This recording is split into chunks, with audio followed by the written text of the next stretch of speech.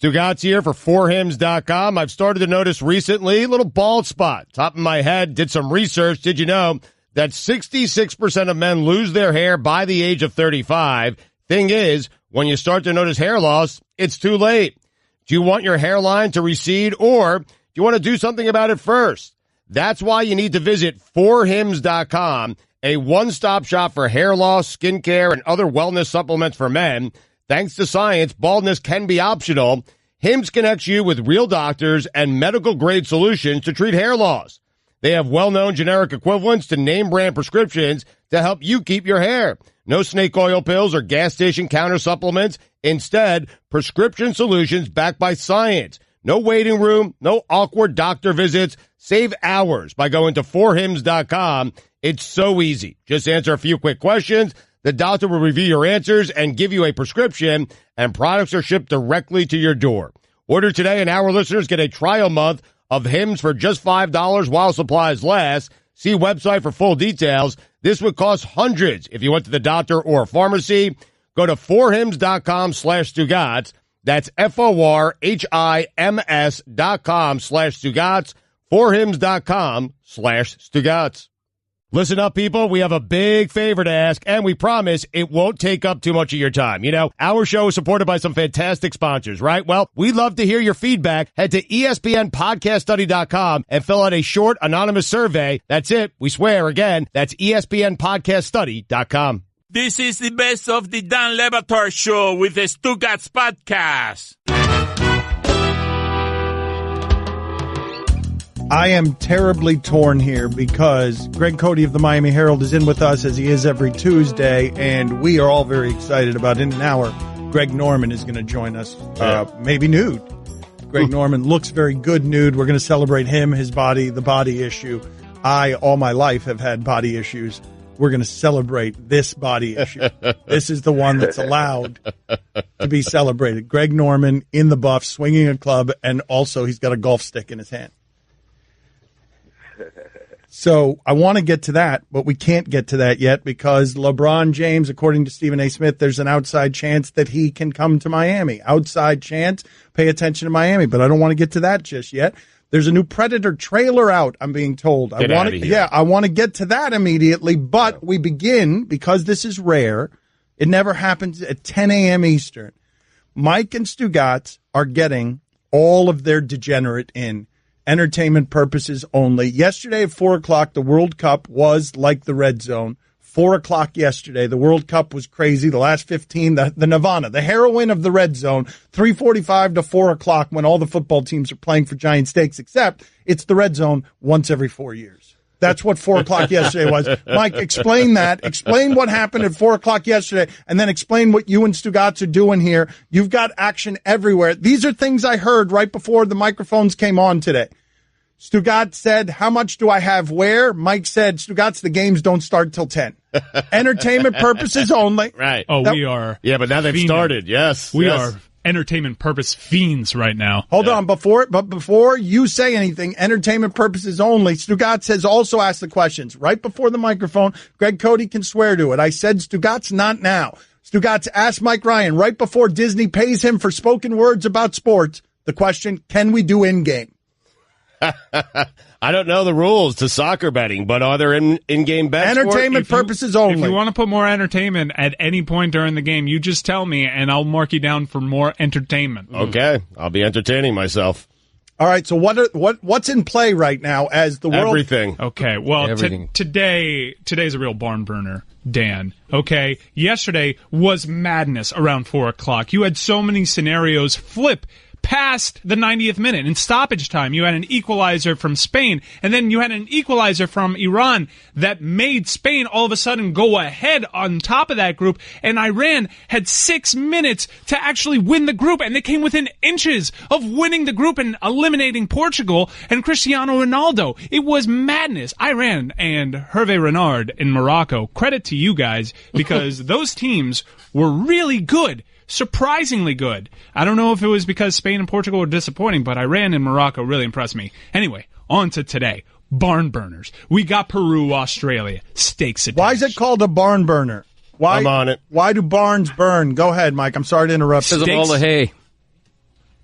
Stakes attached to this game in Peru, Australia. Remember, these games are all going simultaneously to keep the integrity of the result. And you have France, who's locked in at their position against Denmark. Denmark needs to not lose to advance out of this group. I think that one's going to be a real squeaker. Not a lot of goals in that one. Okay? Yeah. That can be said about any game. Any game played at any time in soccer history, not a lot of goals expected in that. Which is why the red zone confuses me. I mean, really? This is just inches. Portugal was inches from being eliminated. An entire country playing with the best soccer player in the world according to his own bust. All right, good. Yeah, and the emotion from the Iranian fans, it was crazy. And that's just the starter.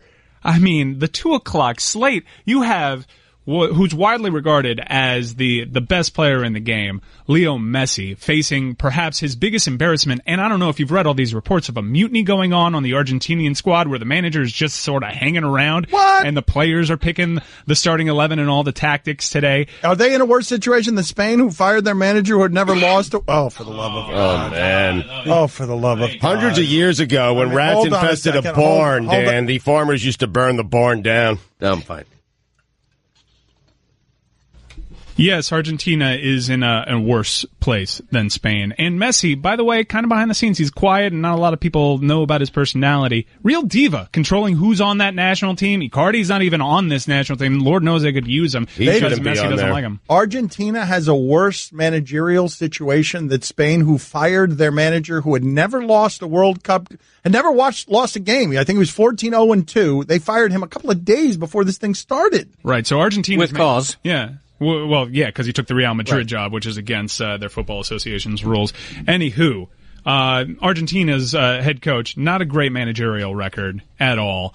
He looks like an even more bloated Phil Collins. And when he rips off his blazer, he reveals like one of those like Roxbury dress shirts with side piping. Very curious decision. I'm going to miss seeing him on the sideline actually doing something, because there are all sorts of rumors and innuendo that Messi's calling the shots now. He's the captain now. Guillermo, put it on the poll, please. Was, quote, even more bloated Phil Collins, end quote, over the line? I feel like Mike really crossed the line there. It was unnecessary to call him an even more bloated Phil Collins, thus taking him and Phil Collins out. Every single game has stakes. Iceland can still make the World Cup. The smallest nation in the World Cup can still make it, and they're playing a Croatian team who's already atop the group, so they might start a completely different starting 11. So Iceland may go ahead. There's all sorts of things, and for entertainment purposes only, we have 3 guaranteed stone-cold lead pipe winners. 2 score props. We are riding high, Stugotz. Yes. 6 for our last 6. I had Isco after the show went off. Entertainment purposes only. We are riding high. These are documented. And today, boy, we got some good ones. We got Victor Moses from Nigeria. Yeah. There are 3-1 entertainment purposes on this one, people. Now, he's not your traditional goal scorer. He's not a striker. He's usually a serviceman. Why would we bet him entertainment purposes only? Because he's 6 for 6, Mike is. That's why. Because you listen. You listen to Daddy. Yep. When Daddy speaks, okay? And, by the way, Victor Moses takes all the PKs for Nigeria. Little interesting tidbit right there. Also, we have heady bet. We have Paulo Guerrero. You're basically betting on a PK is what you're doing. I'm not betting anything other than my entertainment. That's right. Paulo Guerrero from Peru. Peru's been scoreless, and that's unjust because they've been playing really fun soccer. I think they finally break the seal, and I think Paulo Guerrero for Peru is the man to do it. And this one's my favorite one I've ever bet. Alfred. Entertainment purposes only. Yes, in terms of my entertainment. We are betting on something called Alfred Finnbogason. Yeah. From Iceland. Finbo. Iceland. Yeah. Yes. Let's Alfred go. Finnbogason. That's a win. To score. What? So it rolls off the tongue. Finnbogason. Everybody. Finnbogason. Finnbogason. Finnbogason. We need to shout this. Finnbogason. Finnbogason. Finnbogason. Finnbogason. Finnbogason. And what happens if Iceland wins? What do we need? We need Iceland to win, too. Because if Iceland wins, I win. Yeah. We win so much entertainment. I'm telling you, I was dreading this World Cup happening during our show because I like to watch the games, and I have been rejuvenated because I've actually really enjoyed this. Is there the possibility that during our show today, during whatever we're doing, whether it's Guillermo's failed Lewis Brinson campaign, whether it's looking at Predator trailers, whether it's waging war against baseball's commissioner again, because Guillermo has put together a string theory there on the that baseball is being run in a way that is stealing our all-star votes, and the Lewis Brinson campaign. Is there a way to get all of this off the ground today, Mike, in order to interrupt what we're doing if he scores and doing that chant and roaring like an English or an Icelandic pub, like a pub in Reykjavik where we're throwing beer on each other and everyone is kissing each other and we're screaming and Greg Cote's coughing. No, I'm fine. Here's I hate to be the party pooper, but Finbo doesn't get going until 2 o'clock. Oh, no. Can we reschedule? But here's what we're going to do. We have Moses, though, right? Well, Moses also is at 2 o'clock. No. Guerrero? We have Paulo Guerrero. All right. And if Guerrero scores, we'll just do the Finbo. All right? Okay, very good. Cool. All right, very good. That's the way we'll do it. This is crazy because every time a human being steps on a blade of grass in Russia, I am winning or losing an entertainment purpose. Well, and we're checking in with Roger Bennett at 11:30, one of the men in Blazers. We're checking in with him. He's going to be in Russia, and he's the funny one of the two. He's the one last time he was on with us kept mentioning nipples. Yes, he's regarded as the funny, cute one. Dan Le Batard. Jordy Nelson had a goose egg. Unbelievable. What are the odds? Money in the bank, that guy normally. Best Nelson since Ricky Nelson in the 60s. Stugotz. Hands up if you remember Ozzie and Harriet. Put them up. This is the Dan Le Batard Show with the Stugotz on ESPN Radio. Nude Greg Norman going to join us in 45 minutes. Perfect old man body, best old man body in the history of old man bodies. No, it doesn't mind. He's a favorite of ours. Stugotz has very few people in the history of this show that he likes as much. Or what happened, Mike? What happened? There was a goal scored. Oh, yeah. There was a goal scored. Who was it? Who was it? It wasn't Paulo Guerrero because Paulo Guerrero wears a captain's armband. But Peru, remember we had entertainment purposes on Peru winning, have gone ahead 1-0. Peru! Viva Peru! 1-0, by the way. Fine. So Greg Norman's going to join us. And if you weren't with us in the local hour, and I don't know if you can still hear it, but it was something we heard pretty clearly in the local hour. It's been gone for about 30 minutes. But when it comes into our life, we experienced it for 4 years here in a way that was frenzied and crazy. And is that sound out there? You hear it? I haven't been able to hear it for the last half hour. You guys haven't heard it, right? Like a rumbling almost. A rumbling. The rumbling is that Stephen A. Smith said yesterday, LeBron to Miami. There's an outside possibility of LeBron to Miami. Right? And we already said this weekend, right? We said this weekend he's eating our seafood. He's at Garcia's. He's checking out high schools here. He's hanging out with his son. He's walking in Miami streets. And while he may do this also in Philadelphia and Boston and Houston and Los Angeles, he's doing it here now. And so Stephen A. Smith is rumbling. And Stephen A. Smith tends to be right about this stuff. Yeah, he does. Tapped in. Mike, he's connected. Like his LeBron information, I have never heard of LeBron James or his people having a dispute with Stephen A. Smith over something he's reported. Have you? I mean, not really. He's never had a Kevin Durant moment with LeBron James. Or his people, for that matter, though. Stephen A. Smith is one of my foremost LeBron people I go to whenever we're under LeBron watch. So he was saying Lakers, Cavaliers, and the Heat have an outside chance. That's what he was saying. Well, are we under LeBron watch? Are we officially yet under? Oh, there's a meme. Look, when we're on LeBron watch, all of a sudden, look who comes in. Yeah, look who comes into the room. We need an update. Is there anything? Update. No, we need an update from Amin El Hassan. We need an update. You told us 25 minutes ago what needed to happen for Miami to get LeBron James. Has there been any update as we're in LeBron watch in the last 25 minutes? The only update is this breakfast flan is phenomenal. Oh, man. Phenomenal. Yeah. Phenomenal. Yeah. Nice. Had you had flan before? Yeah, every time I come here, I have my breakfast flan. Do people around the country know what flan is? I don't think they do. Put it up on the poll at Le Batard Show, Guillermo. Do you know what flan is? Oh, it's fantastic. It's not a breakfast, that's for sure. No, it's not. It is. Basically, you are eating ice cream cake for dessert. Nobody has, that is a dessert. That is not a breakfast. But do you think flan is specific to down here? I mean, you're asking like people know what flan is. No, I think that flan People don't know what flan is. No, people don't know. really? By the way, flan has eggs in it. You know what else has eggs in it? Breakfast. Thank you. Okay, what happened to the LeBron update, though? Nothing moving so far, but I'm efforting. Okay, thank you. Leave now, please. All you did was eat breakfast on the air when we needed an update to carry our show so that we could play the Pitbull music, and all you did was eat. Thanks for nothing. I can vouch for him. He was on the phone, so he's making calls, seeing what he could find out. Working it. Breakfast flan. I love that Stugotz always thinks that his experience is everybody's experience. LaFleur James. When I'm away from my wife, I also eat dessert for breakfast, so I can see what it means doing there. All right, Guillermo, put it on the poll. Do you eat dessert for breakfast? There it is. 2 minutes. Get out of here. 2 minutes. If you're going to take the jokes wrong, 2 minutes. Get out of here. For my get out of here. Left, 2 minutes. Man. Get out of here. I get robbed. You just got 2 in the 2 minutes. segment. Get out of here. Coughing over here. LaFleur Leonard. Yeah, it would have been funny if you delivered it correctly. You were robbed from LaFleur. It's amazing. I haven't gotten a laugh in a week. That's unjust.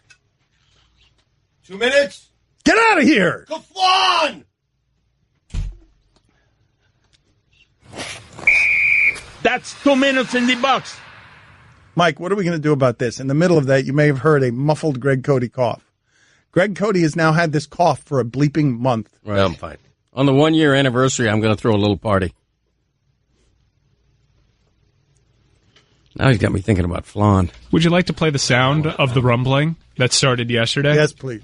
LeBron's people would say you're wrong. Somebody mentioned that over the weekend.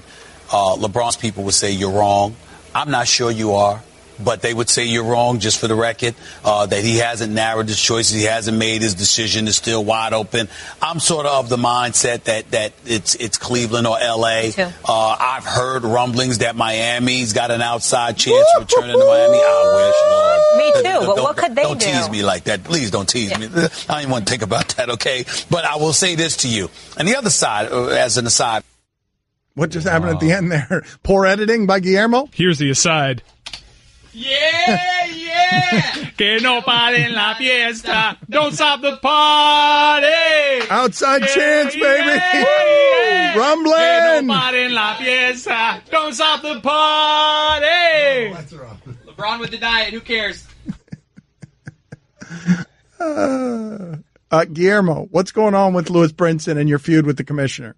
Okay, first of all, I don't have a feud with the commissioner. I'm just investigating what's going on because there may or may not be missing votes. And if you go to allstargame.com, you can vote for Louis Brinson. However, it may or may not be counted because we found kind of like a clause in there that I'll read to you right now that says that it may not entirely count. It's an incriminating clause, and we don't like the clause because the clause is basically the commissioner of baseball gets to decide whether votes are valid or not. It's a clause that's soaked in legal mumbo jumbo, but basically what's happening here is baseball allows people to vote 5 times a day, up to 35 times. So this whole voting process is a joke. It's the whole thing. The idea that someone can vote 35 times is just to inflate the numbers so that when they try to get Yasiel Puig in the All-Star game, he's got at least 100,000 votes. Well, it's 35 times per email. So if you do use multiple emails, it's ridiculous. The whole thing is ridiculous. It is. It's absurd. And so, but Guillermo thinks that with the power of this radio show, we should be able to get him in easily because our listeners are doing this. But he also believes that baseball is nefariously in the shadows, sabotaging us. Possibly. So here's the clause that we found. We were tipped off to yesterday. We didn't even find it. MLB Advanced Media LP operates and certifies secure voting systems and reserves the right to disallow votes and or disqualify voters if it has reasonable grounds to suspect that fraudulent votes have been cast, or if it determines in its sole discretion that there has been any deliberate attempt to inappropriately manipulate or unfairly influence the result of the vote or otherwise violate the MLB.com terms of use. We have to get to the bottom of this. It creates an atmosphere now where players are beginning to bribe the commissioner to get on the All-Star team. Only ballots in compliance with voting rules will be validated. The Office of the Commissioner of Major League Baseball will have final decision on all balloting matters. All right, Carl Douglas, we need to get him on the phone. We got to bring our lawyer in. Let's talk to our lawyer. Let's gather ourselves. We go to war at some point in the next 2.5 hours unless we get distracted by a goal by Peru. Paulo Guerrero had a shot on, man. Did he? So close. Did he? Don Batard. I get many complaints about why do you cut Cote off so much? Why don't you let him talk more? He has no governor whatsoever for what others find interesting. It's just for what he finds interesting. And what he finds interesting is himself. Stugotz. I'm interested in people, so maybe people are interested in me. That's my governor. This is the Dan Le Batard Show with the Stugotz on ESPN Radio. A texter writes in, classic marching band to nowhere. Make an effort to get someone in the All-Star game. What happened, Stugotz? It was almost a goal scored, but there wasn't. Okay, I'm doing a show. So you interrupted Dan. I'm doing a show. Nothing Okay, happening. I'm doing a show. Listen, I just put my hand up. I'm trying to work here. Okay. I'm trying to work here. I'm trying to You're win here. You're pointing at an almost goal. We're doing a national radio show, 200 and some odd radio station, 2 million people a week, 8 million plus downloads, and you're sitting here in the middle of what we're doing, pointing at the screen at not even a goal. Yep. Can I do my job? You can, yes. I'm just trying to get into soccer here, man. Do my job better, that's all. So this guy writes in, classic marching band to nowhere. Make an effort to get someone in the All-Star game, then 6 weeks in, realize all the votes are void because they have all been influenced. This will haunt Brinson and Billy for eternity. Good call not to ever support this effort, Dan. So you realize 6 weeks in that all of these votes that are being sent out, all of these votes, that the commissioner's just deleting them. He's throwing them into the trash bin on his computer personally, laughing every time one comes in. Like every vote that comes in is like a Nigerian businessman who's writing you an email because someone's been kidnapped.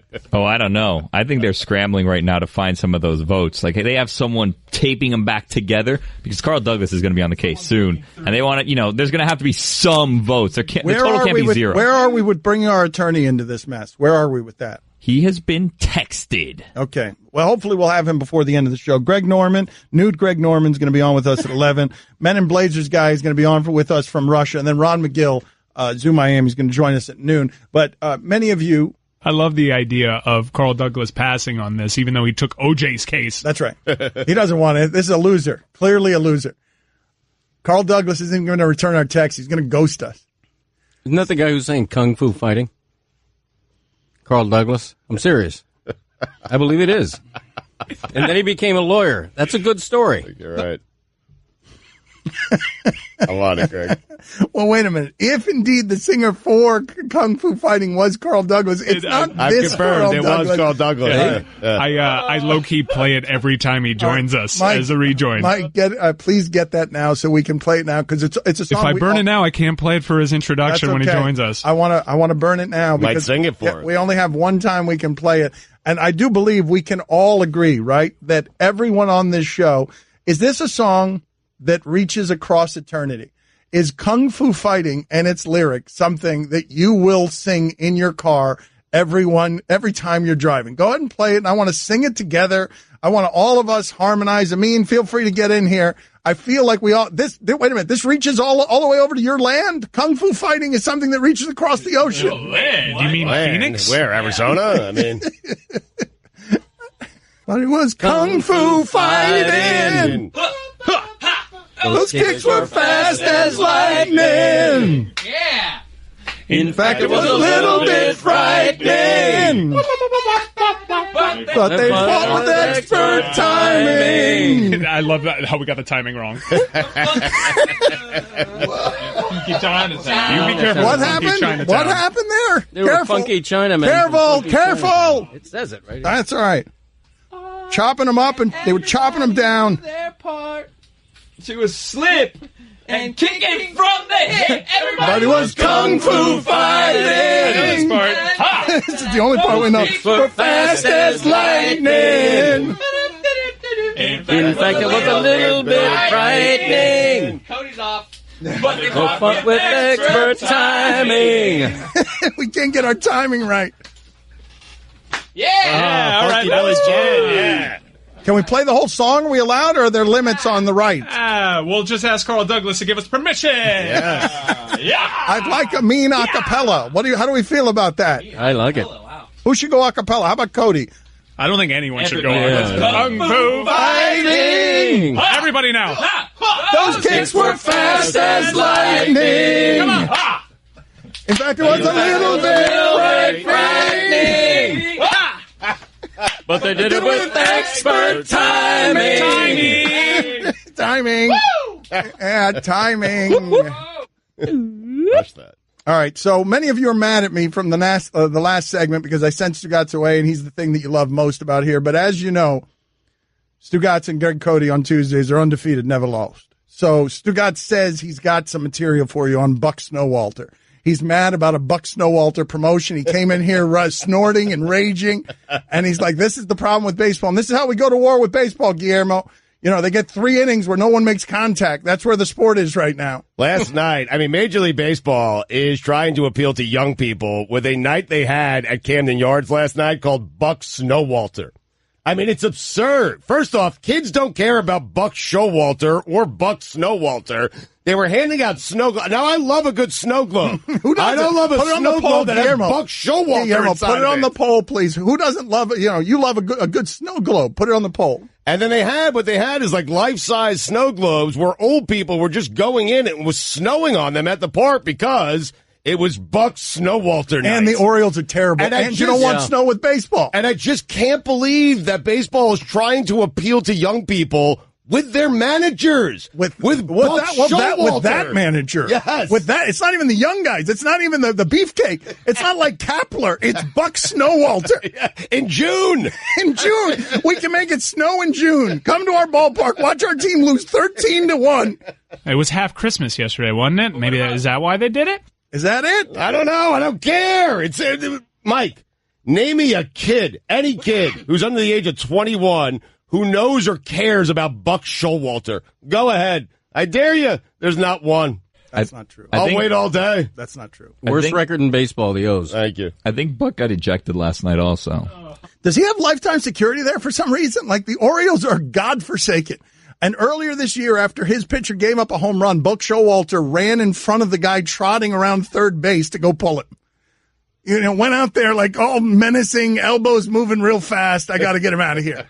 He just gave a home run before the trot is over. Showalter's on the mound. Can we just agree that Showalter's too old for this bleep? For all of it. At least this team is not about to lose Manny Machado. They handed out snow globes at the park last night. The worst team in baseball here. This will solve it. Have a snow globe in June. Put it on the poll, Guillermo. Is Showalter too old for this bleep? I ain't got time to bleep.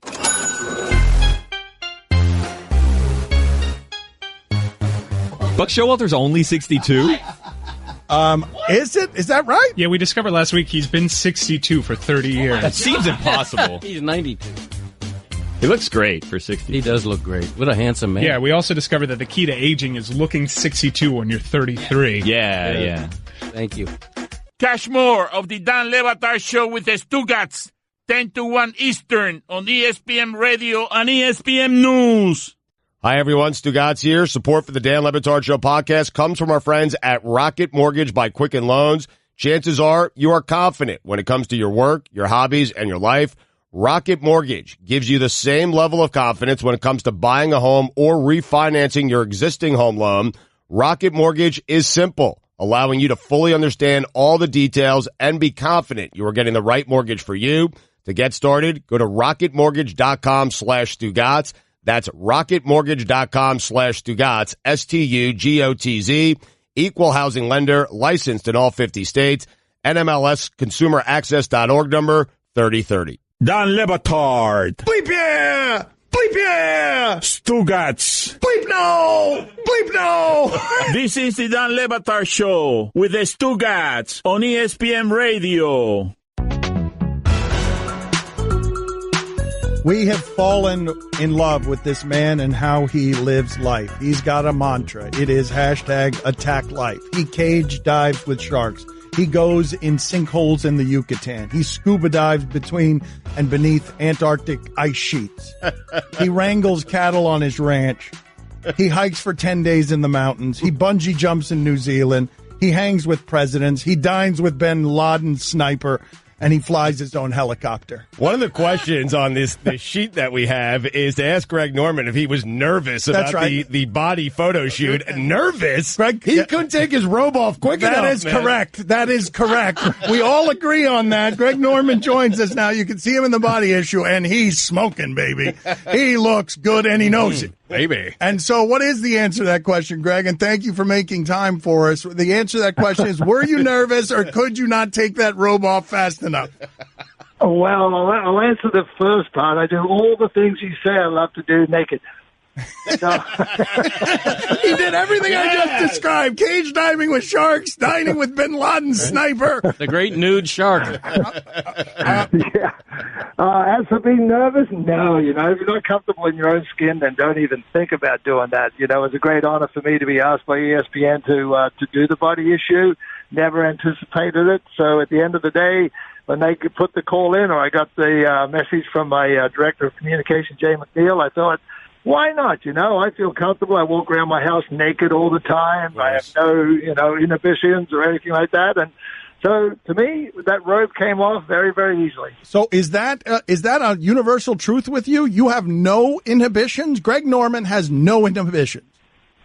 Well, I don't think I do. I feel very comfortable in my own skin. And at the end of the day, if, like I said, if you're not, then don't do it. And, it was actually more of a fun shoot than I anticipated. The whole production crew was fantastic. The whole, the producer and the type of photographs they were trying to produce, and to see the other photographs that nobody's really seen yet that are sitting in somebody's room were just absolutely phenomenal as well. So it would have been a hard one for them to choose by. And when you saw the magazine, and I don't know whether you bought dozens or didn't buy any because your life is like this all the time, but when you bought the magazine, who did you look at and say, yep, and they also look good? Like that person surprised me. They don't look as good as I do because I'm the great white shark and I'm great in every way, but that person also had it going on.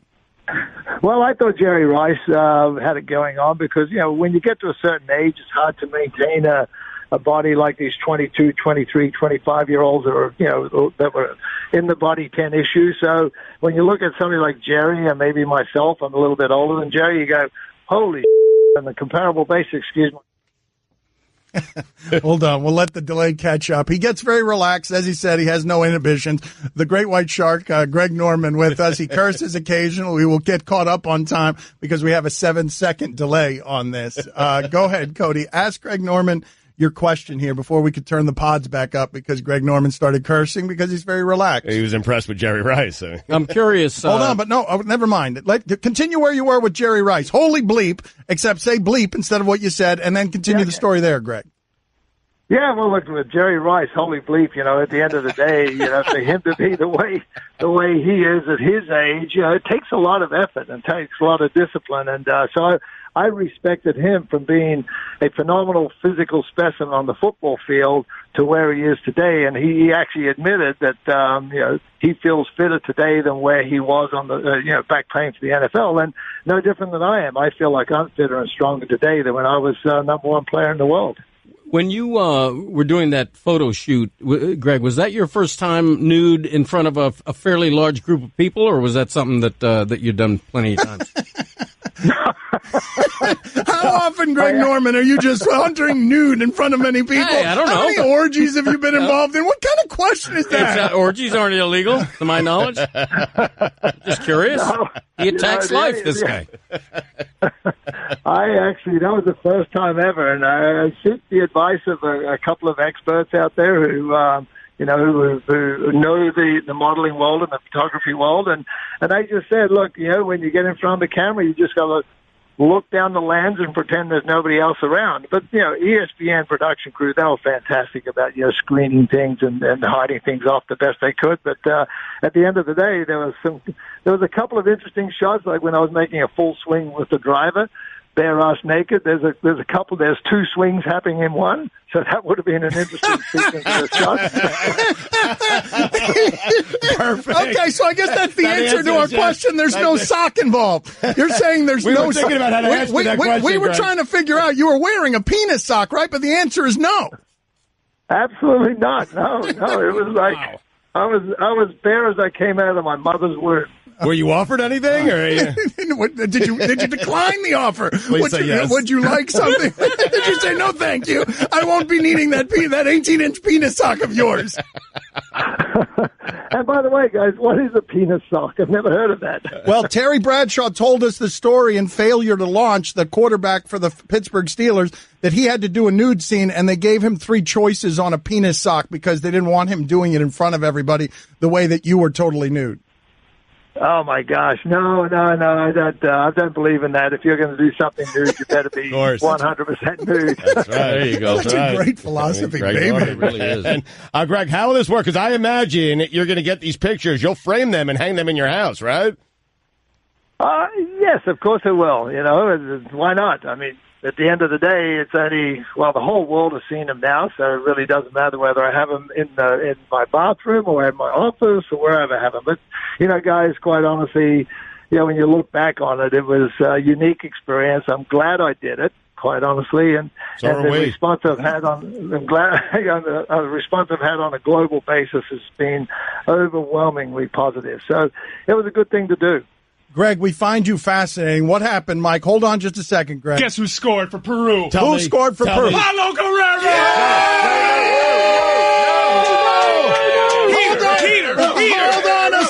Hold on a second. Let's go. No, the other chant. Finland. Iceland.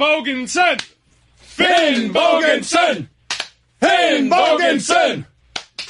Bogensen! All right, let's not waste any more of Greg Norman's time. We just promised you that. Among the things that you've done, Greg Norman, because you're a Renaissance man, sinkholes in the Yucatan, cage diving with sharks, when's the last time that Greg Norman was legitimately scared doing one of these things and had trouble conquering the fear in a way that surprised him? The most unique thing I'm trying to do right now is a mountain lion hunt where you actually climb the tree and you grab a mountain lion by a tail and see what the reaction is. That's the most fascinating thing. I've gotten close to it, but you know, when you get urinated on by the lion because they're so nervous, it's actually you're really up close, personal with nature. So that's my next one where I can really conquer that one. Is going to be an interesting one. So. That's probably on my February, January list for 2019. What else is in the Google Calendar? I would love to have access to your calendar. What else is in there? Can we go over your calendar in the next segment? Like, I want to. What do you mean? Grab a lion by the tail? What the hell are you talking about? Yeah, look, we out of my ranch in Colorado, we have a lot of mountain lions, and I really do enjoy. Chasing them through the mountains, and one of the art is put them up a tree, get them cornered in a tree, and then you actually climb the tree and see if you can actually grab them by the tail, grab a wild animal by the tail. So it's a challenge. So much, it's a challenge. I love him. Hashtag attack life. You do that nude, of course. Of course he does it nude. No. That's why the lion was nervous. Are you nude right now, Greg? Of course, I just have a pair of sneakers on walking around. Nice. Oh, boy. ESPN The Body Issue. We love this guy for a lot of reasons. Do you have many cheat days? Do you do very many eating cheat days? Not really, no. I mean, sometimes I spoil myself a little bag of Cheetos or something like that, but no, I'm actually pretty disciplined. Who is the golfer that you would most like to see in The Body Issue? The one guy throughout history. Is it the Walrus? Is it Daly? The one guy that would make you laugh in the is it Mickelson? It might be Mickelson. Mickelson, I think. In the Body Issue. Oh gosh, I don't know.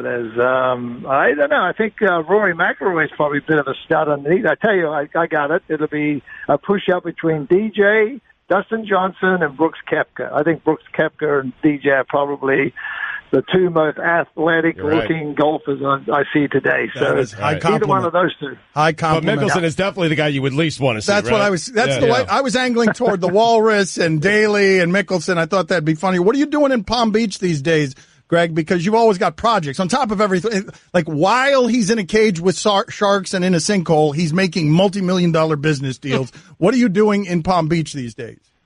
Well, in Palm Beach, I'm doing a project with my son. It's called the Shark Wake Park, and it's a cable system you pull kids around on or adults around on, and you do tricks on wakeboards or skis or kneeboards or stuff like that. And we're opening up a new park in Okehili, and my son has already opened one up in Myrtle Beach that's very, very successful. And quite honestly, what I love about this, guys, is it's such a active outdoor sport for the kids today. You can go there and you can actually spend all day there. And it's a very safe environment. So that one I'm very, very proud of what we're bringing to Palm Beach County or into southeastern Florida. We have a massive aqua park in there as well, the largest on the East Coast, from what I believe. So my son has done an excellent job with Shark Wake Park. Greg, we love talking to you. Thank you for always making time for us. We always enjoy it. Well, thank you, guys. Anytime, just give me a holler. All right. Dan Le Batard. Alouette. Everybody chante Alouette. Alouette, chante plumerie. Stugotz. I grew up in a French family. My uncle used to sing Robert Goulet songs in the kitchen in French. And so that was some of the soundtrack of my childhood. I had an uncle, mon oncle, and Aunt Diddy. Those were the days, man. What else you want to know about Montreal, eh? I want to know more about Aunt Diddy. I think her name was Edith. I'm not sure why we called her Diddy. Makes sense. Yeah. Edith. Right. Diddy. Edith, Diddy, yeah. Diddy or didn't he? That was the joke growing up. This is the Dan Le Batard Show with the Stugotz on ESPN Radio. Show is moving fast. In 10 minutes, we go to Russia and get an authority on the World Cup soccer, Roger Bennett. I'm also told that Mike, he is a big fan of kung fu fighting. So not the song. So we'll find out what he knows as all the pieces tie together. Huh. But if you're just joining us, and we'll get to Carl Douglas and Billy's crusade against the Major League Baseball All-Star voting process in a second. But the place that we are right now is we were just talking to one of the most fascinating people in the history of sports. He attacks life. He makes you live like you're not living your life well enough. He makes you feel like that. You're not living your life big enough. And we interrupted that interview to celebrate a goal against his home country of Australia. His home country. We celebrated that goal because Mike and Stugotz won an entertainment purposes only bet, and we celebrated it by chanting the name of a player from Iceland. And Norman didn't flinch. Just picked it back up afterwards. Just kept rolling with it. So if you do not know what's happening here, Guillermo, do you want to explain? I want to see if Carl Douglas wants to take your cause. We always enjoyed Carl Douglas. He was the OJ lawyer that stole that OJ Oscar-winning movie from Ezra Edelman. All we remember is the lawyer. Carl Douglas with us on ESPN Radio. Do you want to sell your case to him to see if he wants to take the case or not? Well, this is what happened, Carl. About a month ago, MLB All-Star voting opened up, and we were very excited about this. And we wanted to back someone, so we said, who should we back? So we picked Lewis Brinson of the Miami Marlins. He's a rookie. He was having a bit of a rough start to the season, I'll admit. But since then, he's picked up steam. He's caught fire. He is hot right now, baby. He's doing so great. Bryn Diesel, by the way, is his nickname. So what did we do? We'd send people to MLB.com, and we'd tell them to vote for Lewis Brinson because we wanted to see if we could get him voted into the All-Star game. Because essentially, the All-Star game is a popularity contest. And it's just to see how many votes you can get. So then we had more phases. We had celebrity endorsers like Chael Sonnen come in and tell us to vote for him. He mispronounced his name, but he was there. Can you get to it, please, Guillermo? So or then we do I have to extended out kick to you out Murray. and then do it for you? Do you Carl want to get all the details? Carl man. is sitting there. He's just sitting there waiting for you. Well, I'm trying to give him the full, scope of what's going on here. All right. So then we called our friend Murray. Stugotz was doing some cold calls to get Murray to vote for him out in Charleston, South Carolina. And then we said, you know what? We need a little bit more exposure. So we expanded nationwide. And we had people take signs to games instructing people to vote for Lewis Brinson. And we were in like 9-10 cities. We're a very big show, Carl. We're the biggest show in America. I got it, guys. Well, then on top of that, Carl, we invaded HQ, the app. We had people telling people to vote for Lewis Brinson. I want to talk to him. I want to talk to him. The lawyer needs all the details to decide whether he wants to take the case or not. $2. Get out of here, Carl. What?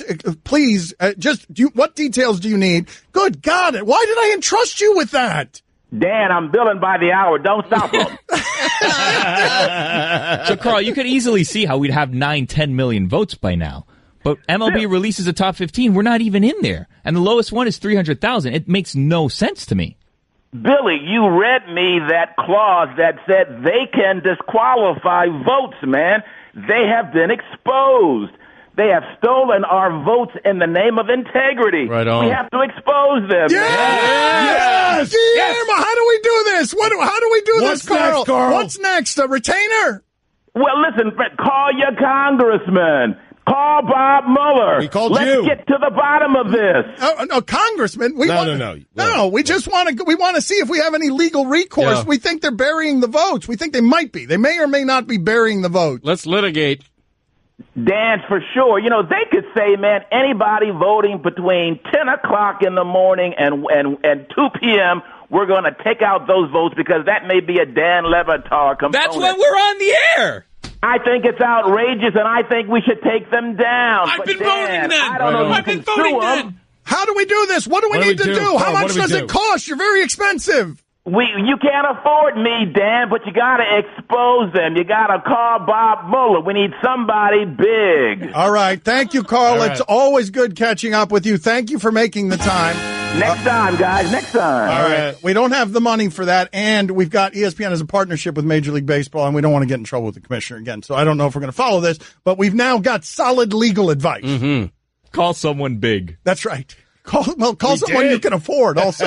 Call someone bigger than me, your congressman, and call someone you can afford because it's not me. Dan Le Batard. You want me to get real? Stugotz. I'll get real. This is the Dan Le Batard Show with the Stugotz on ESPN Radio. All right, so we've told you about Men in Blazers Encyclopedia. Blazer Tanica is available now, and the Men in Blazers podcast available Apple Podcasts, Spotify. When you think about information about American soccer, or Americans being introduced to soccer, Mike, these are the guys, right? Like, it's not Alexi Lalas. Like, you like listening to Alexi Lalas on television. There are any number of soccer commentators. Hell, Amin was roaring with laughter. One soccer commentator. We got to get that sound and play it for the people. But this is the guy, right? Absolutely. And it's funny that you mentioned Alexi Lalas because Roger, one half of Men in Blazers, is doing American Fiasco, which is a cool podcast on the 1998 Men's World Cup team from the U.S. And Alexi Lalas is heavily featured in that, and I think it's brilliant. These guys, and there's a really cool Real Sports piece that Andrea Kramer did on them, these guys are absolutely doing what MLS is doing and just really appealing to pub culture and more adult than the whole family-friendly thing from the early 90s in the MLS. And it's you become like a part of a secret society if you start following them. You get all the lingo, and it's truly a blast to be a fan of theirs. And he is joining us from Russia now, where he has an impeccable phone line. And I am told, and I don't know if the sources are right on this, that you know the lyrics to Kung Fu Fighting and are obsessed with the song Kung Fu Fighting. That's my first question, odd though it may be. Oh, it's a joy to be back. Thank you for your kind words about us and soccer. I do believe we're the only two men who are holding that game back from becoming really popular in America. But Kung Fu Fighting, that is, I mean, from the opening sweet cooing that seduces the listener's ear, the chugging guitar, the exotic string arrangements, that cheeky flute action, and the dazzling lyrical imagery. There's no wonder that Carl Douglas never wrote another hit. It was perfection. He dropped perfection. It was like John Kruk hitting 300 and then picking first base up and just retiring. Paul Douglas gave us perfection, retired immediately. Wait a minute. So I didn't realize that I didn't realize this was going to become an ode to the song Kung Fu Fighting. What is your obsession with this song, and where does it rank in your pantheon of best songs most likely to be sung in the car in Russia by Roger Bennett? Oh my God. I mean, when my coffin gets lowered into the ground, on that day, I want Kung Fu Fighting to be played. Just shortly after Do the Russians Love Their Children Too, which I'd like to be sung in a deep, mournful, a cappella style. But in our book, we actually have a whole chapter about Kung Fu Fighting. It's the sign-off on our show. When we do our podcast, it's the last thing we say to each other. We just say Kung Fu Fight in America. And it is lovely to speak to America, because I'm here in Moscow, in the Bud Hotel, the city that gave us Alexander Ovechkin, Chekhov, and all those PP tapes. And I'm here phoning you in from Vladimir Putin's soccer-themed bar mitzvah. And it's pretty thrilling. Well, can you give us like 20 seconds of observations, 30 seconds of observations, like on each team, or what you find interesting, things that have happened in the World Cup storylines that you find fascinating? For example, we all fell in love with the Moroccan coach. Is he indeed the most handsome man to ever grace the pitch? Hervé Renard, he's the man that I wish that I was. He's got perfect eyebrows. He looks like he's ripped from the front cover of a Harlequin romance novel, if you've not seen this man. He opens his shirt, 5 buttons. I mean, it's like Tom Ford if he was a soccer manager. There's just a lot of chest wigs just bristling, popping out there. It's like he's got Pat Riley in his prime, pomp potency. And he's just stunning. It would be an amazing romance novel, something like He Scored Too Soon. I know I would read that book. And his team are out, but they played such delicious football. This has been a World Cup of tiny teams just overachieving, playing ambitious, positive football. Normally, when last night Iran played Portugal, normally they would just batten down the hatches and have 10 men kind of across the goal line and just be not in the face. This World Cup, everybody fancies going for it because they know that the one true great team in world football, the United States of America, have not qualified, so they have nothing to fear. They played great in a rout. Peru played great in a rout. Morocco played great and a rout. And it's a wide open World Cup where everything is possible, including a thing I've never seen in my lifetime, guys, which is an England team that does not play with self-loathing, self-sabotage, and just general doom, but actually is young, average age bar mitzvah, and just wants to enjoy playing soccer. I've never seen that before in my lifetime. I don't know what to do with my hands when I watch them. You mean specifically the English, though, right? There are plenty of people in soccer who play with joy. You're speaking specifically of English repression? Yeah, don't take away our repression, Dan. It's all we've got. Our English repression and self-loathing, even though I'm an American now and I have to get used to saying they and not we. But I've spent hours of my life watching England play international football, and they play with just a sense that we used to have an empire, now we're a tiny crag that's irrelevant geopolitically and in sporting and in all sporting endeavours. And we just want to place our neck on the block and have the guillotine quickly. Just make it not in the face, not in the face. This English team are too young to know that how they should be playing, and they are They on one hand, they've played terrible teams. I give you that. You don't trust them, Roger. Your history, you don't trust them. You're an American citizen now. You just became an American citizen. You know they're going to betray you. You know it. You know it. Admit it. I do. English football fans are Charlie Brown charging at a gridiron football with Lucy Holding. However, this English soccer team, they're babies. They're babies. They don't know what they don't know, and they've played joyous, clinical, professional, collective football. I honestly, in all seriousness, have never seen human beings, men or women, in an England jersey play with what borders on such confidence, and it's been one of the shocks of the opening round that probably ranks up there with Lionel Messi, the GOAT. Lionel Messi, the GOAT? Just absolutely. He's not the GOAT. Listen, a dog of a tournament. Yeah, I call him the choker. He's choking, right? Like, do it on the big stage. Do it in the World Cup. Not that good. It's a complicated question, but I can say, seeing Lionel Messi, I loved Lionel Messi. He's the greatest footballer I've ever seen with my own eyes. To see him morph into Ralph Wiggum on the football field is the saddest thing, sporting or not. I mean, that's too strong, though. That's too strong. You can't make him Wiggum. Like, that's too strong. He's Wiggum. He's playing tonight. I'm in Russia. He is Ralph Wiggum. You can pause the games. And identify exactly the second when his heart breaks. That is pure Ralph bloody Wiggum, and it's truly dark. I made a podcast documentary series, which you were very kind to mention, called American Fiasco. It looks at the American 1998 campaign, when many of the players were so American, they thought, 94, we showed the world we can play soccer. 98, we're going to go and win it. That's what Americans do. And they went and humiliated themselves, lost every game, including to Iran. And it was like the apocalypse now meets Scarface. This is Argentinian fiasco, what we're witnessing. The team throwing their coach asunder. There's been a mutiny. Tonight they play Nigeria. They have to win, or else they will be bounced. And when you're in Moscow walking around, to be candid, one of the things I've noticed many things, including just how many average Russians think they're MMA fighters. There's a lot of topless working out on jungle gyms around Moscow. I am by some lengths the weakest human being currently within the city perimeters of Moscow. But the other thing you notice is Lionel Messi is bloody everywhere. His face is in every window, every shop window. It's on the side of buildings.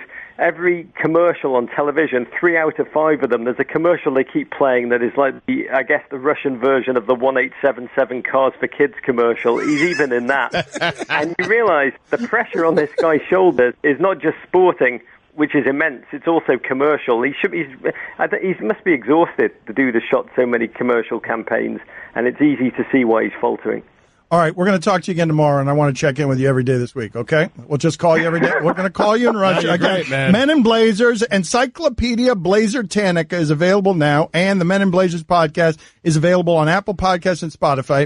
It makes it clear. If you want to learn about soccer fast, this is the way to do it, and this is the guy to do it through. Encyclopedia Blazer Tanica is what he's selling. Are you going to join us again tomorrow?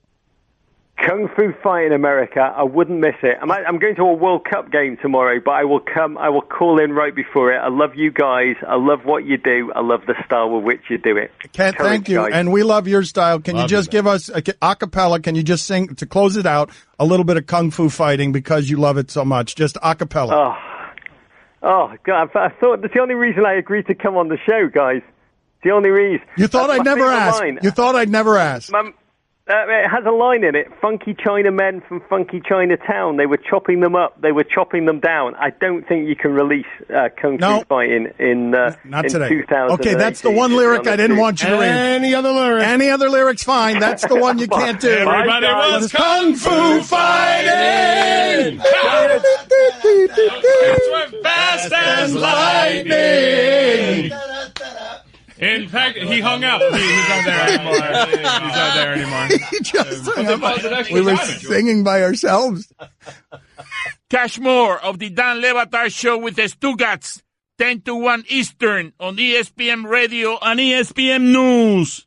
Ryan! I don't know how else to say this, so I'll just say it. What is it, Linda? I think we should see other people. Are you breaking up with me? On a roller coaster? Well, we do have a lot of fun. Maybe we should stay together.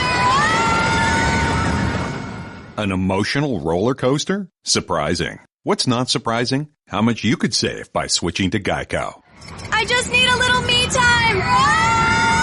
Geico. 15 minutes could save you 15% or more. Dan Le Batard. Some people might think that I love you are the three best words together. For me, that's not what the three best words together are. Stugotz. The three best words together are Stugotz just making a point and going, how's that sound? Or a derivative, how about that? Yeah, that's my favorite. Here, you can eat some of this. How about that? How's that sound? I don't think there are three better words in the language. I didn't think you guys noticed, man. It's incredible. I'm glad you like it. How about that? This is the Dan Le Batard Show with the Stugotz on ESPN Radio.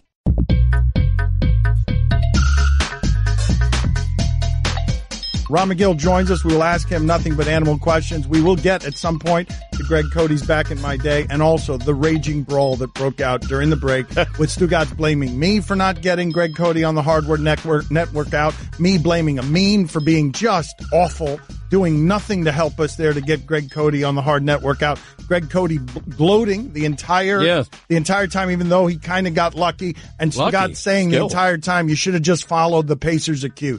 Yep. It all ended with me, with it being my fault. That's it. The entire conversation ended with everything being my fault. You blamed me. I blamed a bad decision. I blamed Amin. I went to Amin before. We'll get to it later. I want to get to me. Don't lay blame. Let's go to Reggie. You're on with Ron McGill of Zoo Miami. Go ahead, Reggie. Hi, Ron. Do animals know what a road is and that it can be risky for them to cross, or does it ever take them a while to figure it out? No, animals do learn that. There's no question about it. I mean, you can go in areas, for instance, you look at crows. I was just driving across the state, and crows are eating dead animals on the side of the road, and they know just where they can go where the cars don't hurt them. Once a car veers off, they immediately fly. Animals, they determine that very quickly. They also know that roads can be a source of heat, so they take a gamble. Reptiles, if you're trying to look for snakes or lizards at night, you go what they call road cruising, because they come out to the asphalt to get the heat that's generated from the sun that's gathered on the asphalt during the day. So they're taking a gamble, but they usually learn very quickly. But that's a reason why a lot of times you see snakes and lizards on the road first thing in the morning. They were hit at night when they were out there trying to get some heat. Paul, you're on there with Ron McGill. We learn something every week talking animals with Ron McGill. Go ahead, Paul.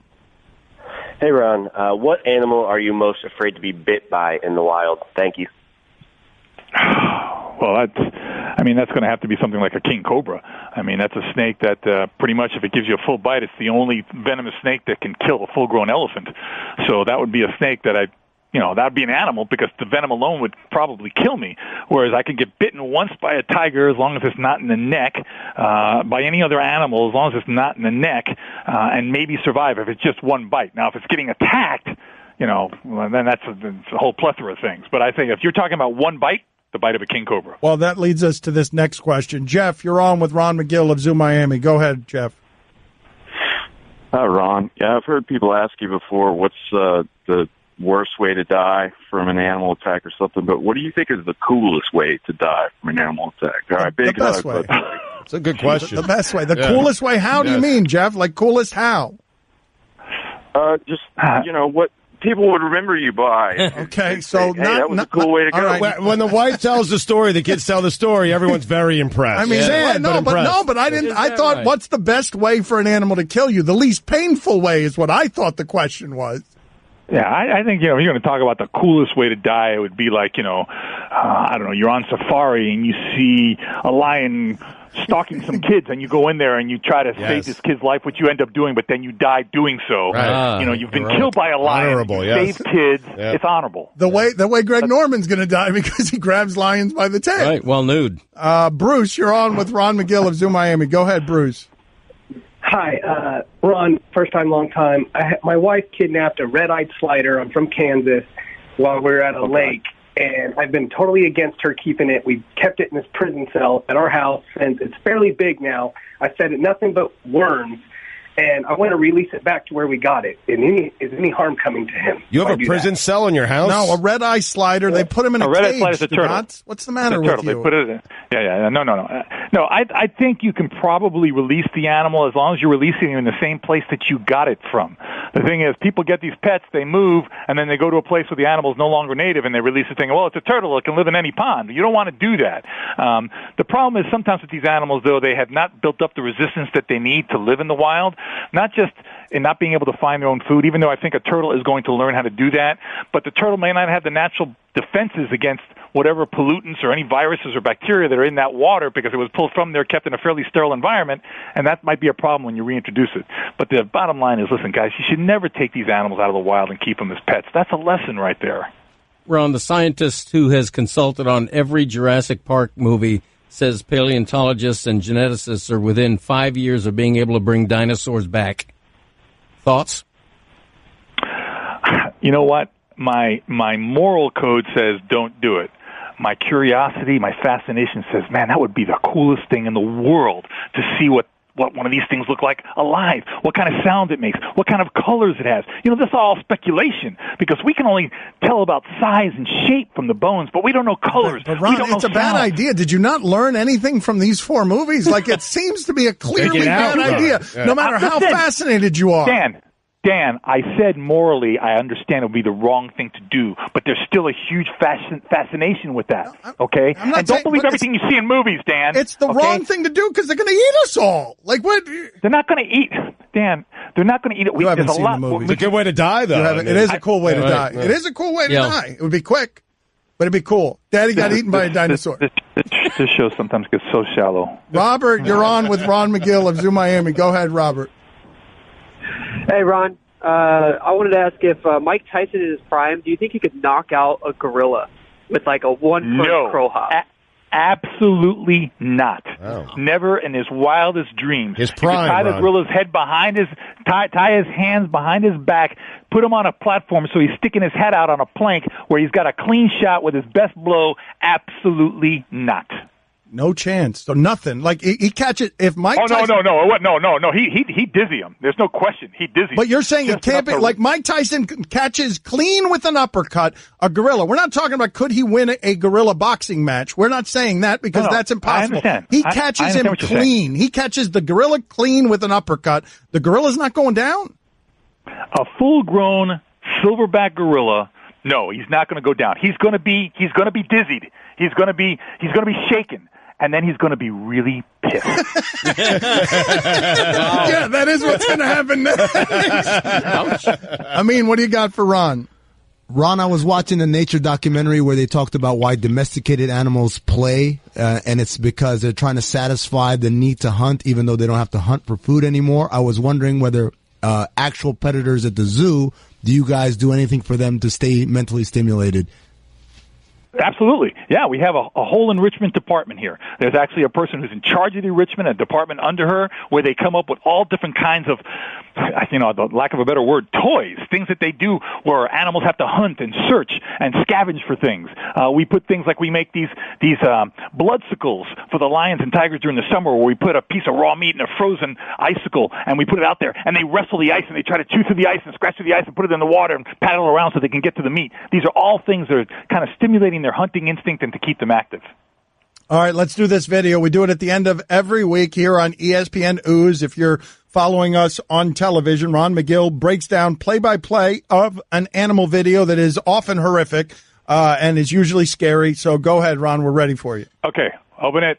Play. Okay, there's a hand here, a bunch of ants in slow motion. It looks like a... Oh, they spit! They're spitting acid. I've seen this before. Whoa. These are these ants. They spit. Yeah, they spit a type of acid. It's not something that actually can burn through your hand, but it stinks. It smells real bad. It's the same premise of when a skunk sprays on you. Oh my God, they're doing this! Like it's so cool in slow motion. They're spraying this formic acid on the hand. Acid spewing ants.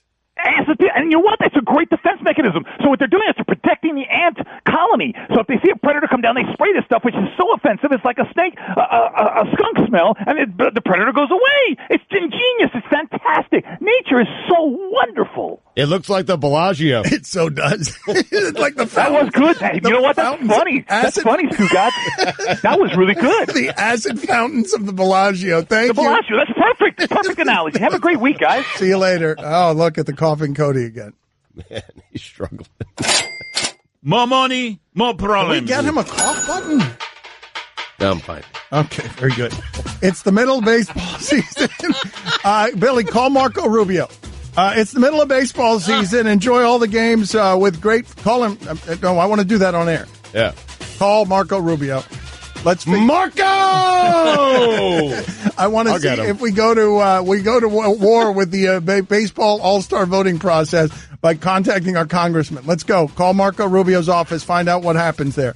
Dan Le Batard. What do you prefer, flat wings or drumsticks? Because I like drumsticks. I like drumsticks, too, yeah. Flat rules. Stugotz. If people do just drums, though, you'd think there's a bunch of extra flat wings just laying around, right? Right. Thank you. Yep. I think more people do all flats, though. No, Really? I think more so. people do drumettes. I'm telling you, more people do the drumettes. I like drumettes so much more. No. In fact, I'd prefer to do all drums. Flatten it. This is the Dan Le Batard Show with the Stugotz on ESPN Radio. Greg Cote of the Miami Herald is in with us. His Back in My Day is in 15 minutes. We'll see if he could get through it without coughing or wheezing or otherwise show halting, because he is Buck Show Halter. No, I'm fine.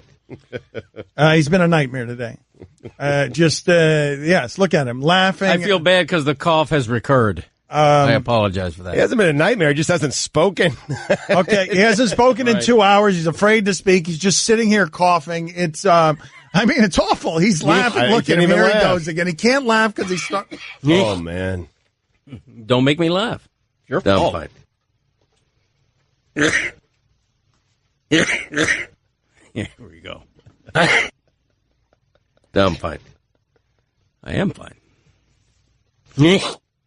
That sound. How did that sound ever come out of me? I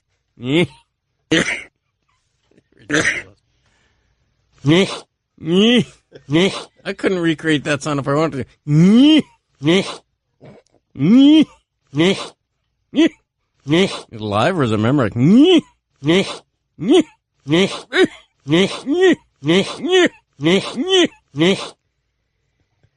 I'm fine. I'm fine.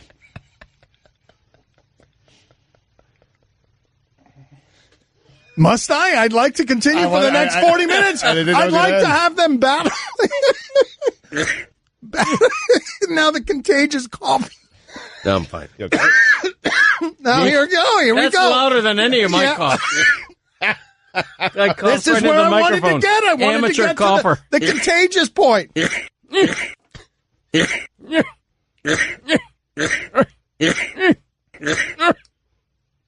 Predator trailer. I can't stop watching it. Cody, I meant. The Predator trailer. Mike, what's going on with this Predator promotion? When's the director coming on with us? The director of Predator, during a 4-year period, made 3 movies: Hunt for Red October, Die Hard, and Predator. Monster. Monster after monster, changed the action genre. Die Hard, you can make an argument, best action movie ever. You can argue if you want, but it's in the discussion. The trailer is absolutely amazing. I'm telling you, I've watched it 5 times today, and you always know you have a good trailer and a good movie on your hands when at the beginning of the trailer, okay, there's just very nice music. The kids, they're walking around the neighborhood and they're trick-or-treating, and you know what that means. That is the stuff that happens right before everyone gets killed. Yeah, I'll give you. I have a little bit of the audio. Like, I don't think the trailer works really well for radio, but the part that he just described sounds a little like this. Yes. Oh yeah, something horrible's coming. Yep. Terrible. Yeah, that's perfect. Well, what are those? Wait a minute. Are those birds? I don't know. Gulls? See, killer bird. Understand that this music is underneath. There are kids walking around the neighborhood and they're trick-or-treating. Yeah. It's Halloween. Ominous. And then things are about, I mean, this is the music and the scene right before everyone gets killed. Yeah, here's where it comes. Right here. Yes. Phone's ringing. What is that? What the hell was that? That's a Predator laser. Yes, kids opening up a box. And No! Sounded like a phone ringing. What was that? What was that? Was there a tiger of some sort in there? A Carolina Panther? Yeah! It's a kid playing with it and then a real thing coming in. Did you see anything unusual? Like an alien, you mean? You saw something. Oh, yeah. Yeah. And your men? Someone or something tore them to pieces.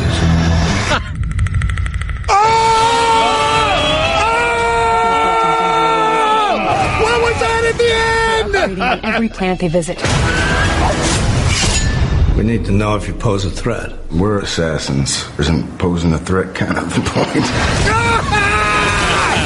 Thank you, white guy from Narcos.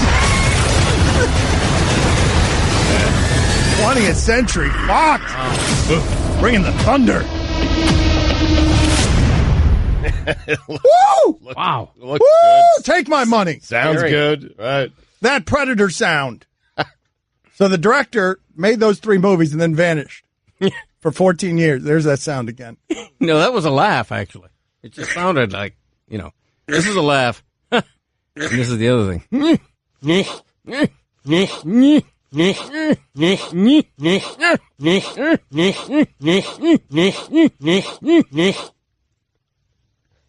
Dumb fight.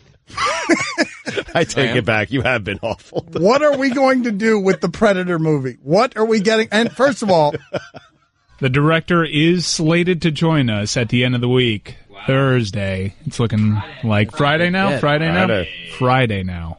Okay. Wow. This is very exciting. We're going to build up to it. What happened to getting Keegan-Michael Key on every week until the movie? Yeah, that was never happening. Yeah. He's one of those things he said, and then he's a big Hollywood star. He never wants to talk to us again. Correct. Yep. Okay, that's where we stand with this. Guillermo, did you call Marco Rubio? No, not yet. Well, what are you waiting for? We're doing a show. No, but as part of the show, we should call Marco Rubio and find out if he's willing, as a congressional leader, to take the advice of Carl Douglas and make a big stink about the Major League Baseball All-Star voting process. Marco! Hello! What? You never played that game as a kid? Matter with you? All right, please leave the show. Please leave. Go sit in the penalty box. All right. All right. Thank you. You're welcome. Thank you. Thank you. Fish out of water. Don Le Batard. Have you guys heard this story? Baz Rutten fighting a dog? Well, I've never heard of Baz Rutten, so. Baz Rutten's been on the show, Stugotz. Like, the idea whatever. that you've never heard of him, he's been on the show several times. Stugotz. Is that B-O-Z? It's B-A-S. Yes. B-A-S. All right. I was, because there's Boz Skaggs. Boy, you guys are dragging this thing right into the quicksand. Well, why are you pronouncing it Boz, though? Right. Probably like Baz or something. Exactly. Bass. B-A-S, right? Bass Rutten. Boz would connote a Z, right? Right. Yeah, it's like a Scandinavian Z. Yeah, name. like Boz, like Bosworth. Boss Yeah. Rutten. B-O-Z. Yeah. Yeah. Continue. Something about a dog? What's the dog's name? Speedy. Speedy Rutten. This is the Dan Le Batard Show with the Stugotz on ESPN Radio. So Bruce Bowen was talking about Kawhi Leonard, and he was doing so on Sirius XM NBA radio. We will get to Greg Cote's Back in My Day in a moment. But here is Bruce Bowen talking about – now, is Bruce Bowen – help me out here, okay, because I like Bruce Bowen. I covered him in Miami. He is a delightful human being. Bruce Bowen, is he – and I'm asking this question because I don't know the answer to this. Is Bruce Bowen – like Teddy Bruschi, someone who was always summoned to defend all Spurs things? Will Bruce Bowen ever criticize the Spurs, or is he like Bruschi with the Patriots, where he just comes out and every single time he will defend what the Patriots are doing? Baghdad Bruce? Baghdad Bruschi and Baghdad Bruce. Is what I'm saying true, though? I don't know. I don't know what he has to say about Kawhi Leonard, but I can imagine it. And I imagine Bruce Bowen going company man on the side of the Spurs. I don't know what he says. I think he sides with all things San Antonio Spurs and all things defense. Okay. Well, fair enough. Fair enough. Yep. So let's check in here with Bruce Bowen. And again, a pillar of integrity, also one of the dirtiest players ever. Bruce Bowen, this is his words for the San Antonio Spurs. Can you be both of those things? Can you be, can you be both of those things? Can you be Bruce Bowen? The real Rubicon.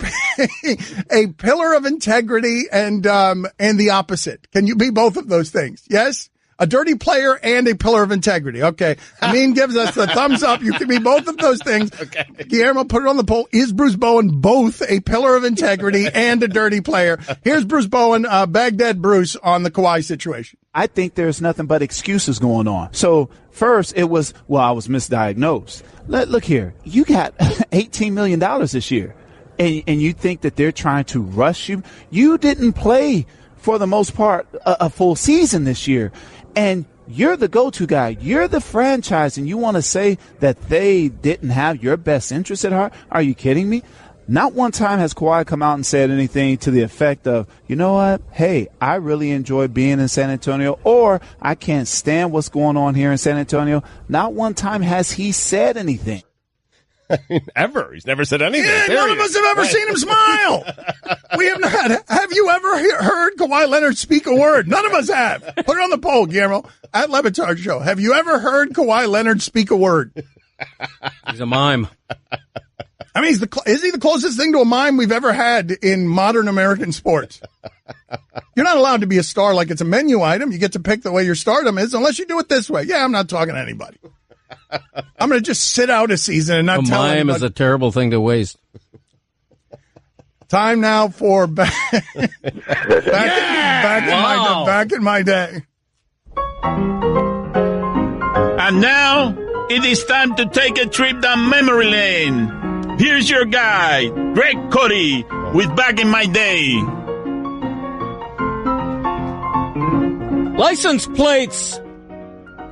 People as they age tend to become more closed in and judgmental, and so I try very hard not to be judgmental. It isn't always easy. Sometimes it requires a heroic effort, usually born of other people's tendency to violate one of my sacredly held pet peeves. For example, aisles in supermarkets are much like miniature indoor roads with space for two carts to easily pass each other. But this logic of design is ruined when you obliviously leave your cart on a haphazard diagonal right in the middle of the aisle as you saunter 20 feet away to casually inspect labels. I wish shopping carts came equipped not only with horns, but with jarringly loud air horns. But the pet peeve that is rapidly ascending my lifetime chart involves the license plate registration decals that the state of Florida, and I guess most states, provide each year. You know, the little yellow rectangles. You peel off the back and stick the new one for 2018 right over the old one from 2017, right? Back in my day, that would have been considered common sense. But lacking that, the decals actually do come with directions. There is also the visual clue that the vast majority of cars in front of you are showing only the one decal. But not you. No, your car has a decal on all four corners. A few others next to those, and also one right in the middle of the plate. I pull up behind you at a light and can barely see your plate number for all the decals. I find myself shaking my head with incredulity, hoping you'll glance in your rearview mirror, detect my annoyance, and put two and two together. Folks, I'm not smarter than anybody else, but you don't have to be a member of Mensa to sort of figure out that the new decal goes over the old one. The cop giving you a ticket doesn't much care that your Tercel was properly registered in 2011. The logic of continuing to fly expired decals makes about as much sense as keeping all of your old wall calendars, and there are now 38 of them papering your entire kitchen. Get your decal act together, people. Clean your plate. I'm Greg Cote, and that's how it was back in my day. All right. Rare. Back in my day for an audience of one. A standing ovation from Amin there. Wow. Yeah. You okay? I'm great. Yeah. Good. What's happening here? Nothing. It's all good. Were you trying to stifle a cough that entire time, and so it became hard to do that? There was a little tickle that was sort of distracting me, right. But I fought through it. All right. Well, we were lecturing Cody during the break, just screaming at him. Yeah. He's got to go get that checked. That's another distraction. Now you have me convinced I have like a terrible terminal illness. We didn't say that. We care about you, and we want you to get looked at. You need to get it checked. Yeah, sure. No, I'm fine. Yeah, I'm fine. You think we're hoping for the worst? At Levitard Show on the polls, if you want to vote on the polls, at Levitard Show. But before we do that, I want to check in with an update on Guillermo. Guillermo, I got to get an update. Oh, for the love of God. Your call to... Oh, no. Well, he keeps doing that, and it makes me do that.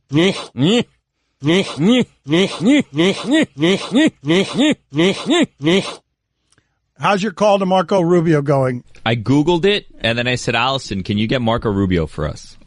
Okay, we're going to try and get Marco Rubio. And what are you going to say to him? Are you going to yammer like you did with... Oh, I'm doing this? I'm talking to Marco Rubio? I'll just say, hey, what's up, Marco? You know, as you know, I'm sure you've heard pressing issues going on in this country right now. Lewis Brinson's not in the top 15, the All-Star game. Right. We need your help. Okay, let's enlist a congressman. That's fine. Oh, God. Stugotz says Aaron Judge is not real. Dan, I'm not certain the man is real. It feels like he can malfunction at any time. This skin is so tight on his body. I mean, it's just amazing. He looks like a cyborg or something like that. I'm not certain he's real. A giant hitter of baseball cyborg. Listen, Stanton standing next to Aaron Judge looks I'm with small. You. No, he looks like he belongs on a keychain of Aaron Judge. It's weird. It's really... Stanton fills out a uniform like few people in the history of the sport, and he looks like something hanging from Aaron Judge's keychain. Yes. I mean, it's amazing because I was watching highlights last night, and the man does not look like a human being. Mm-hmm. He does not. You know what? I think I'm with Stugotz on this, and we should also call Marco Rubio about this because I believe now baseball is just using players who aren't actual real human beings. His skin is too tight. And he's too much of a robot, and it's clear to all involved that baseball is trying to save itself instead of with PEDs with a robot playing in a Yankee uniform. That skin is too tight. Judge Everything has is the too skin tight. of a man 5 inches shorter. The skin is stretched. It's almost translucent, his skin. You can see his organs because he was born with too little skin. That's a very good observation. Thank you. More money, more problems. How is he the same age as Mike Trout? It doesn't make sense. None of it. I mean, he's going to short circuit. Is that what's going to happen? Like Sammy Sosa one time, he hit a ball with his bat and corked balls flew all over the place. Is there the possibility that Aaron Judge just starts sparking? Like we're sitting there watching a game, he's in the batter's box, and you see like sparks. Yes. Sparks in his face. Where would the sparks be? And terrible sounds. No, that's the guy who plays third base for the Rangers. Oh, Joey Gallo? Yeah, that's Joey Gallo with the bad sound. You can listen to the Dan Lebatard Show with the Stugotz 10 to 1 Eastern on ESPN Radio, and you can watch on ESPN